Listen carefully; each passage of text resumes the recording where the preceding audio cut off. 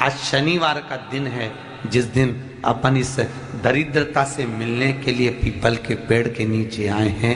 हिंदू धर्म में ये दिन पीपल के वृक्ष के लिए पूजनीय होगा।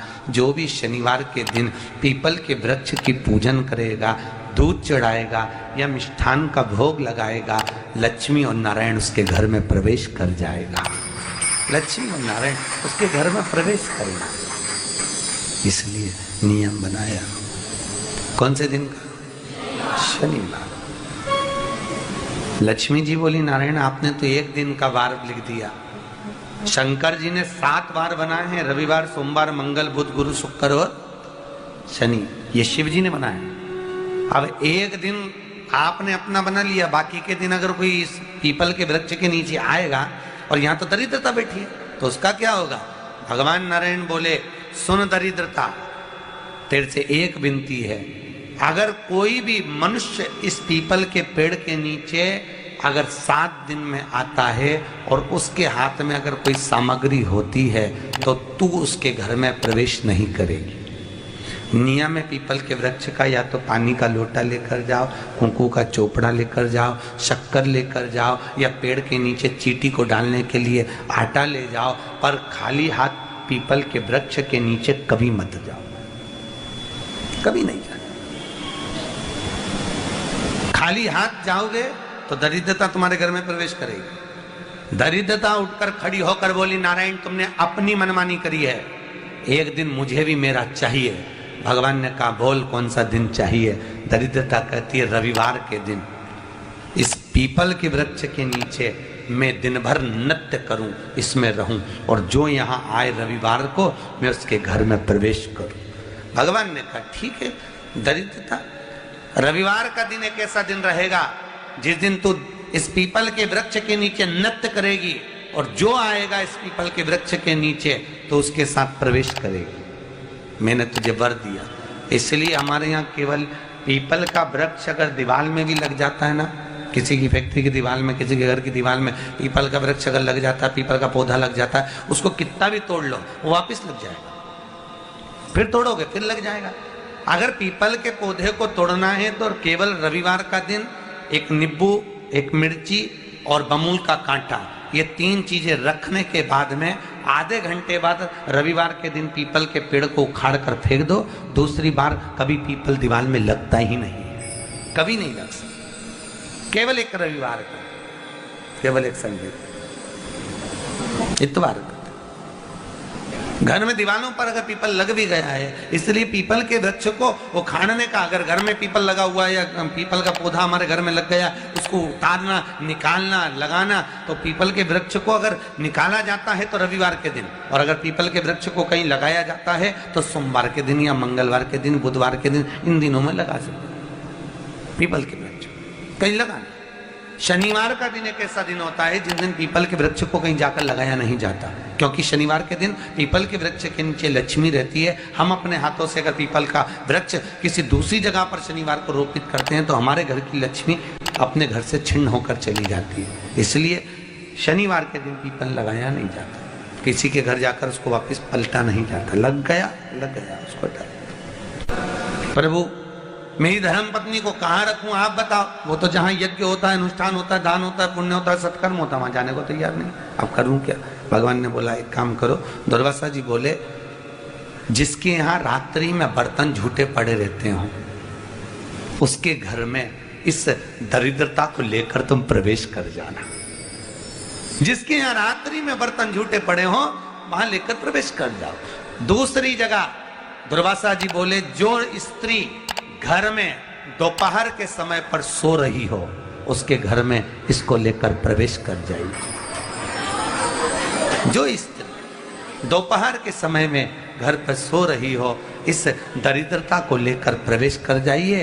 तीसरा, जिसके यहाँ पर दरवाजे पर कांटे वाले पौधे लगे हों उस घर में इस दरिद्रता को लेकर प्रवेश कर जाइए। दरिद्रता, कितनी सुंदर बात कही है। दाता और विधाता, कौन कौन? दाता और विधाता। लक्ष्मी और दरिद्रता के सगे भाई हैं। कौन कौन? दाता और विधाता। दाता को फिटकरी प्रिय है, विधाता को नमक प्रिय है। ये दोनों हमेशा लक्ष्मी को और दरिद्रता को दोनों को समझाते थे, दोनों में प्रेम बढ़ाते थे। आज भी हिंदू धर्म की रीति है, यहां तो ठीक है, जिसके यहां पर भी अगर थोड़ी सी भी परेशानी होती है, थोड़ा सा क्लेश होता है, अशांति होती है, लक्ष्मी नहीं टिक रही हो, काम नहीं बन रहे हो, बहुत प्रयास करा जा रहा हो और हमारा कार्य नहीं होता, तो क्या करते हैं, फिटकरी और नमक को पानी में डाल देते हैं और घर में पोछा लगा देते हैं। आप लोगों ने आजकल फेसबुक पे भी पढ़ा होगा, व्हाट्सएप पे भी पढ़ा होगा। तो क्यों लिखा उसमें? उसका कारण ही केवल ये है कि दाता और विधाता की प्रियता उसमें। माता ख्याति के जो 4 बच्चे हुए, इसमें जो 2 लड़के हैं, दाता और विधाता, उसकी प्रियता उसमें, उसकी पूर्णता उसमें। अब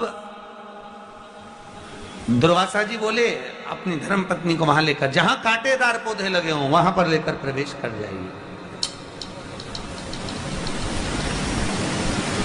कांटेदार पौधों में उस दरिद्रता का निवास हो गया।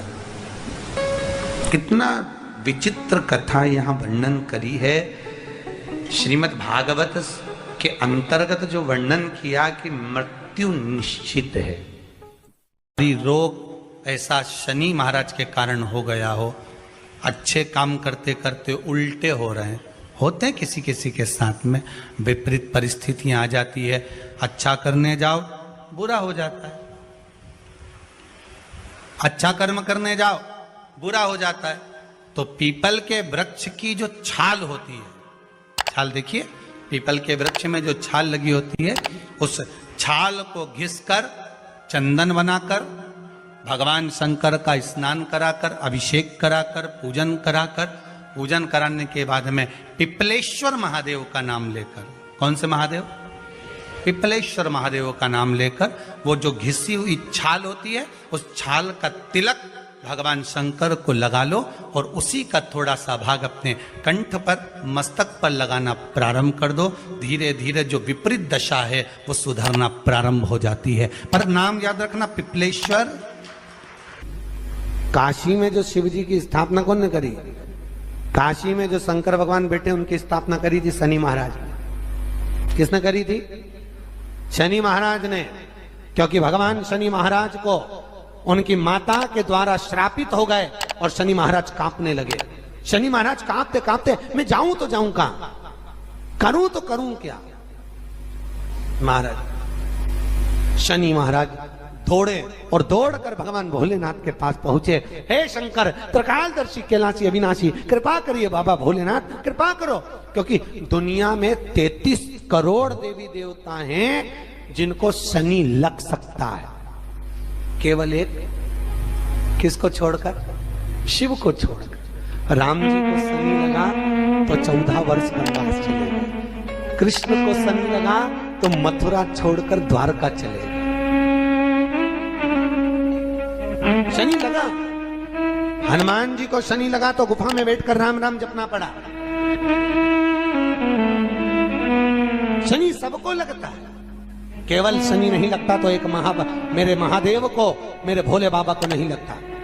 शंकर के पास में शनि आ गए। शनि ने आकर कहा, भोलेनाथ कृपा करिए बाबा, मैं बड़ा कष्ट में हूं, मैं करूं क्या?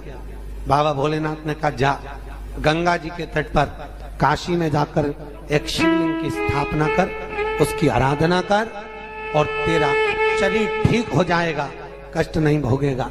शनि महाराज ने काशी में जाकर शिव जी की स्थापना करी। आज भी नियम है, जिसको शनि लग जाता है एक काजल की डिब्बी ले लो और काजल की डिब्बी को 21 बार उतार कर उसको एकांत में जाकर, जंगल आदि में एकांत में किसी पेड़ के नीचे इतना सा खड्डा खोद कर उसमें काजल की डिब्बी को डाल दो और मिट्टी से पूर दो, उस व्यक्ति का शनि समाप्त हो जाता है।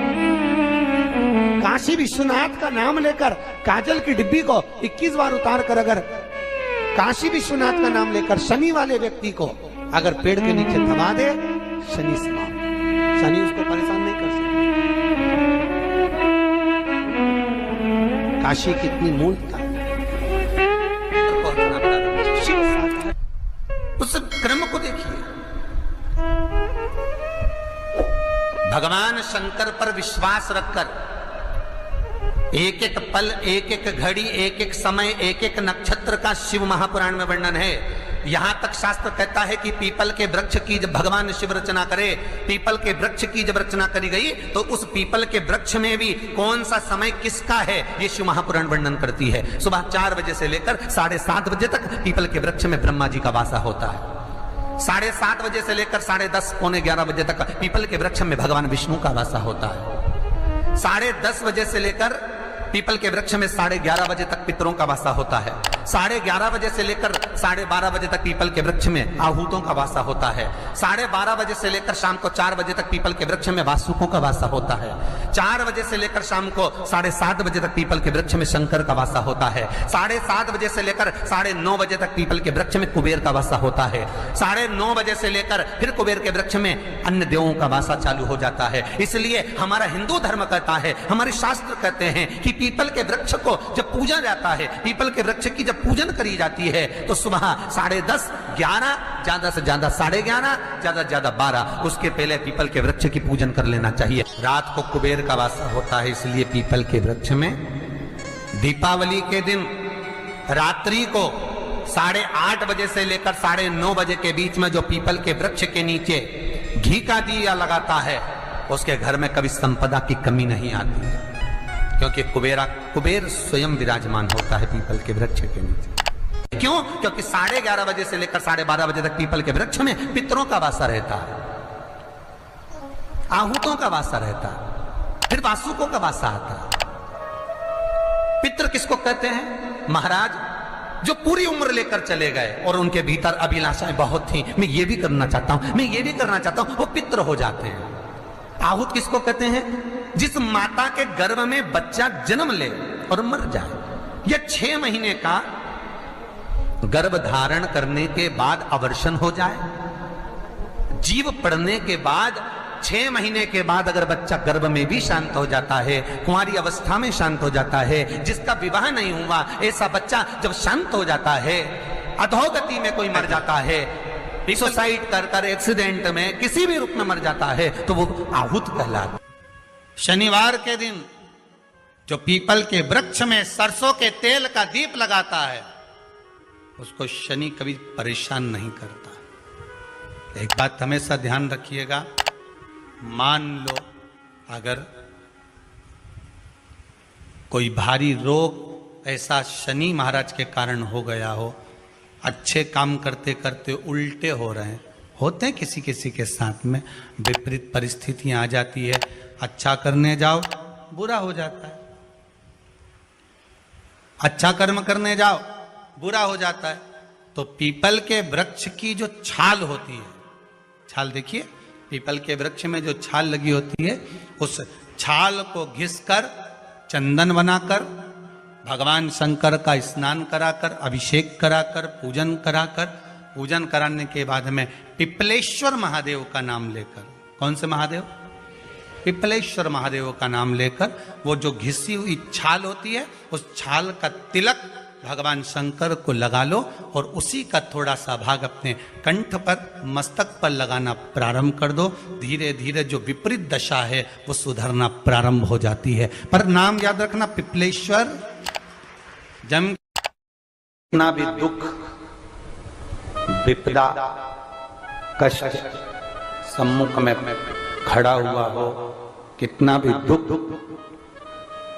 पूंजी धन की अगर आपको कमी पड़ रही है और ऐसा लग रहा है कि मेरे पास में कुछ भी नहीं, हम तो यहाँ तक कहेंगे कोई मकान बना रहे हो, बेटी का विवाह कर रहे हो, बेटे का विवाह कर रहे हो, कोई अच्छा कार्य कर रहे हो, धन संपदा की भी कमती दिखे तो समय पर कांता भगवान का स्मरण कर, कांता चक्र का स्मरण कर, शिव और नारायण का नाम लेकर, एक बेलपत्र, एक शमी पत्र, एक श्वेत पुष्प, एक लाल पुष्प, दोनों हाथ में लेकर भगवान शंकर के अशोक सुंदरी के स्थान पर अगर समर्पित करा जाए तो संपदा की भी कमी नहीं आती। वो कांता चक्र है जो नारायण के। यहाँ तक शिव महापुराण की कथा कहती है, अगर कोई विद्वत ब्राह्मण ने आपको बताया है कि आपके घर में पितृदोष है कोई विद्वान ब्राह्मण ने बता दिया कि आपके घर में काल सर्प दोष है, कोई विद्वान ब्राह्मण ने बता दिया कि आपके यहाँ पर ये वास्तु दोष है और इस दोष को मिटाना जरूरी है। कोई ने आपको बताया, उस समय पर हमें घबराना नहीं।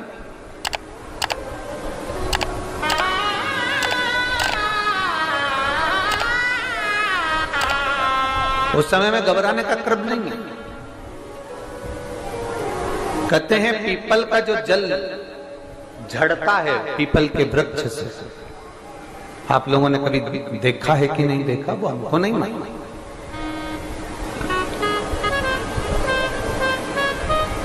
कितना भी अगर कोई वास्तु दोष बता दिया, पितृ दोष बता दिया, काल सर्प दोष बता दिया, कितना भी अगर कोई दोष बता दे, तो पीपल का जो जल वृक्ष में से झड़ता है, कभी कभी आप उसके नीचे हाथ रखकर देखना, थाली रखकर देखना, उसमें पत्थर पर देखना, तो वहां पर भी पानी के निशान आपको मिलेंगे, बूंद के निशान मिलेंगे।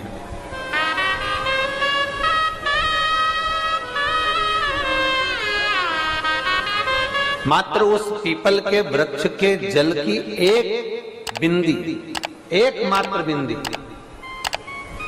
शंकर भगवान का जो शिवलिंग है, जलाधारी है, चरण है, गणेश कार्तिक का स्थान है, अशोक सुंदरी का स्थान है, और प्रत्येक जलाधारी में से पानी बीच में से आकर नीचे की ओर गिरता है, नीचे की ओर गिरता है।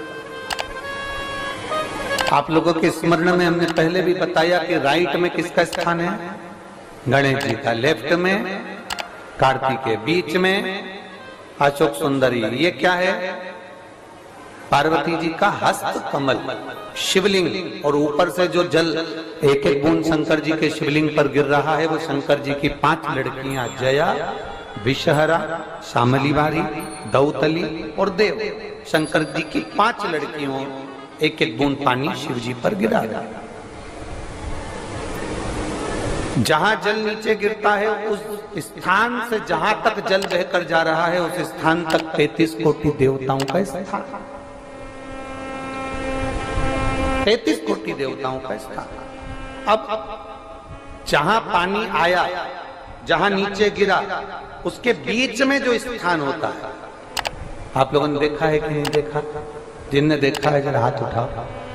ये पानी जैसे यहां तक आया और यहां के बाद नीचे गिरेगा, तब वो नाली के माध्यम से बाहर जाएगा। तो जितनी दूर यहां से वो नीचे की ओर जो गिर रहा है, यहां से वो नीचे की ओर जो पानी जा रहा है, ये जो स्थान होता है, ये हमारे 3 दोषों को निवारण तुरंत कर देता है। एक हमारा पितृ दोष, एक हमारा काल सर्प दोष, और एक हमारा वास्तु दोष का निवारण ये तुरंत करता है।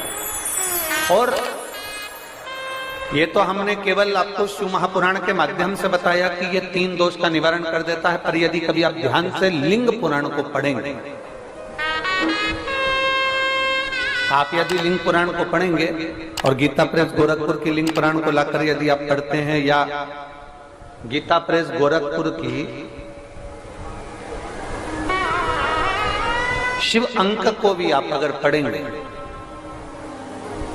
उसका नंबर हमारे स्मरण में नहीं आ रहा है, शिव अंक को भी अगर आप पढ़ेंगे तो उसमें भी आपको वर्णन मिलेगा कि हम तो केवल 3 दोष